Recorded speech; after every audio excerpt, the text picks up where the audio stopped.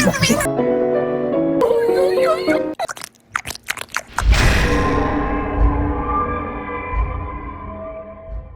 guys, Peter Franson here from christiangeekcentral.com and Spirit Blade Productions. Well, H.P. Lovecraft certainly had some personal issues, but the mark that he left on the horror genre is undeniable, as numerous movies and TV shows have taken inspiration from his concepts of otherworldly, unknowable cosmic horrors. But not many horror movies, I think, truly lean into Lovecraft's ideas as kind of the main meat of what makes them a horror movie. And those that do often have B-movie qualities that make them hard to recommend. So these are my picks for the top 5 Lovecraftian horror movies that at least I have ever seen. And by the way, if you are already a Lovecraft fan, you can get the Spirit Blade Productions audio drama presentation of H.P. Lovecraft's From Beyond for just $1 in multiple versions through the Patreon link below. Okay, on with the list. Number 5. Event Horizon. The synopsis on IMDb reads, a rescue crew investigates a spaceship that disappeared into a black hole and has now returned with someone or something new on board. Now that kind of implies just a standard alien kind of running around the ship, and that's not what this is. Basically, the missing ship had an experimental dimensional warp drive that folded space in order for it to get from one place to another. And so the question is, okay, well, where was it in between point A and B? And what they discover is that it made the trips through some kind of horrific dimension of terror that humanity didn't know existed and didn't know what they were tampering with by using and creating warp technology. And so that just the miasma of terror or whatever, the entity or the influence of that place hangs on the ship as it comes back and is now derelict and being explored to see kind of what happened to it. Now, Event Horizon is hard to recommend for multiple reasons, mostly because there are a couple instances of female nudity, which could be a real stumbling block for a lot of guys if you don't know when to look away. It also leans on jump scares too often, where I really prefer, especially when it comes to Lovecraftian horror, I prefer horror to be unsettling instead of startling. You know, Lovecraft is not about jump scares, but about getting under your skin and kind of staying with you and putting you off balance. Still, Event Horizon does unsettle me, and it does stay with me. It was the first, I think, Lovecraftian horror movie that I ever saw before knowing who Lovecraft even was. The horror in Event Horizon is also tied to personal tragedy in some cases. You know, people are being kind of attacked by this malevolent force, leveraging their sense of guilt over things in their past. There's also imagery that is shocking and without explanation, leveraging the fear of the unknown and the unexplained in a powerful way. If you've seen the movie, you know one moment in particular where the images are brief that are flashed in front of you, but it's just like, what the crap did I just see? The first 2 times I saw this, I watched cartoons, I think, for a couple hours afterward to just get this movie out of my head. For years, I held up Event Horizon as the most disturbing movie I had ever seen, and it still might be. I'm not sure. Anyway, number 4 on my list is In the Mouth of Madness. The synopsis on IMDb says, an insurance investigator begins discovering that the impact a horror writer's books have on his fans is more than inspirational. And just to give a few more details, while investigating author Sutter Kane's disappearance, this investigator, discovers that Kane's ideas actually have basis in terrifying otherworldly reality. And as is the case with Lovecraftian stories, it starts out normal, but you slowly gain knowledge of this horrible reality that's behind the curtain of existence. Now, this one is not near as creepy or scary to me as Event Horizon, but In the Mouth of Madness is easier to recommend for its lack of nudity, for starters, and far fewer jump scares, as well as its far more frequent incorporation of Lovecraftian tropes, whereas Event Horizon, just had some of the basic vibes and a few tropes. In the Mouth of Madness has far more. I first saw In the Mouth of Madness probably a little before or after Event Horizon, maybe in the late 90s or early 2000s was when I got around to it. I still hadn't heard of Lovecraft. This just struck me as a really weird, different horror movie that was more about what the crap did I just see moments that kind of creep me out, rather than truly moments that would scare or even even unsettle me. The style of production, the acting, the music date this movie definitely. That's why it's not higher up on my list. It almost, watching it more today, gives it a bit of a B movie quality, I guess, but Lovecraft sometimes works best on the edge of B, with moments you're not sure how you feel about. Like, is this cheesy, or is this funny, or genuinely eerie? There really is a fine line that's difficult to walk between, in Lovecraftian horror, unbalancing the audience and jumping the shark. And if you can walk right up to the edge and not have your audience laughing because it's cheesy, but you get as close to that as possible before they, have that feeling, the result, in my experience, is like, I don't know how I feel about this. And that is how I think you're supposed to feel when you're watching something that's inspired by Lovecraft. In the Mouth of Madness is still dated to go back to, I think, but it's also still among the most solid Lovecraft-style movies. It's not based on a particular H.P. Lovecraft story, but it uses numerous elements from different Lovecraft stories, like another movie on this list that I'll talk about.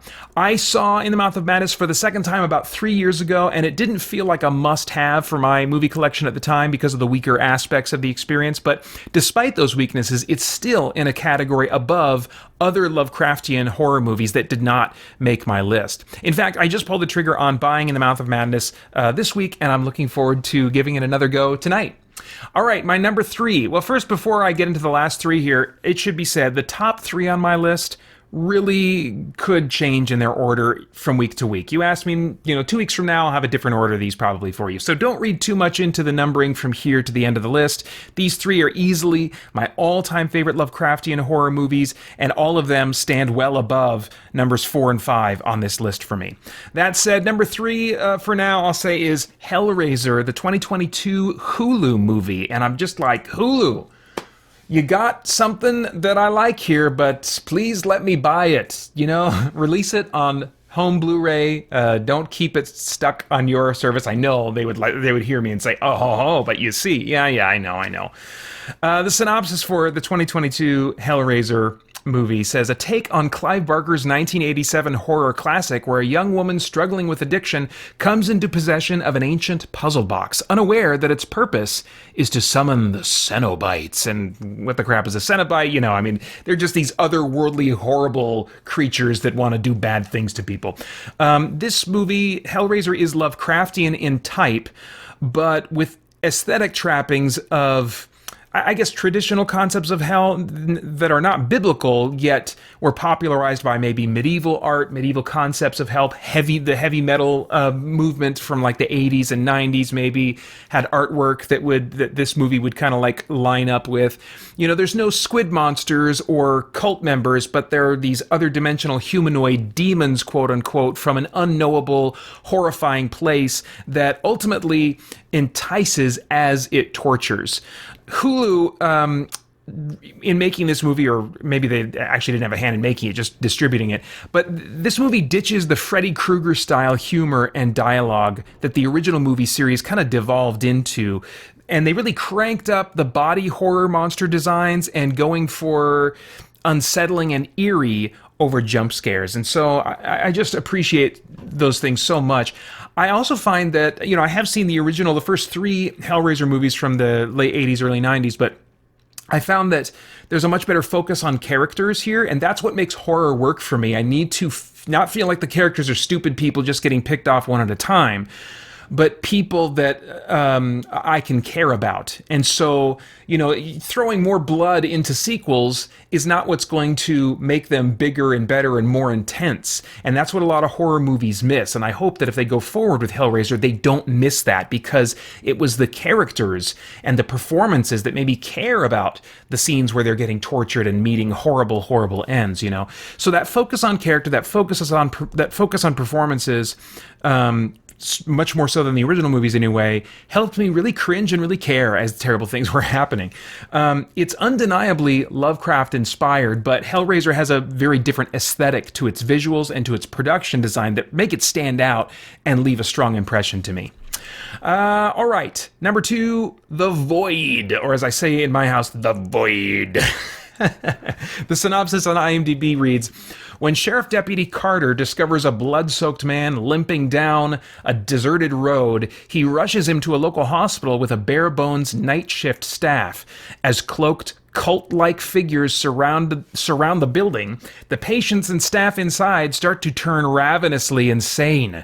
Trying to protect the survivors, Carter leads them into the depths of the hospital, where they discover a gateway to immense evil. Now, this is not a particular Lovecraft story, but like In the Mouth of Madness, incorporates numerous Lovecraftian tropes, like weird cultists, contagious insanity, and otherworldly, unknowable horrors that are being sold by the indoctrinated as the ultimate revelation. It's possibly the most generous Lovecraftian horror movie in terms of quantity of disturbing what the crap moments, creatures or unsettling weirdness in general. It leverages different kinds of horror that still fall into Lovecraftian horror, and it keeps from jumping the shark for me by overusing any one of them. You can watch my review of this for more of what I mean by that, but it's got like a dozen different what the crap, no kinds of moments for me. And I looked into this a little bit. It's an indie passion project that dedicated itself to the lost art of practical creature effects. That was a high value of theirs, I believe, and I believe it was crowdfunded as a major value they wanted to have. And the result is such a quality, rare, modern gem when so many movies are leaning on CG that just obviously looks, animated. It's amazing that this was done on the small budget it was done on, even though it does have like maybe a TV quality to it now and then in the shooting style.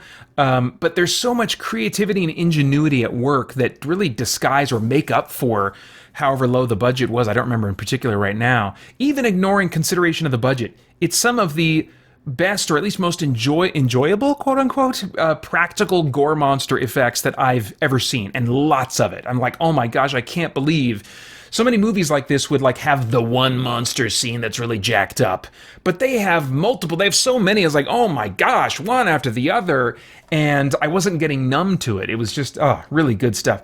Unknown actors to my experience in this one. Maybe they have TV careers, or they do guest spots. One or two had familiar faces, but I couldn't tell you what their names were.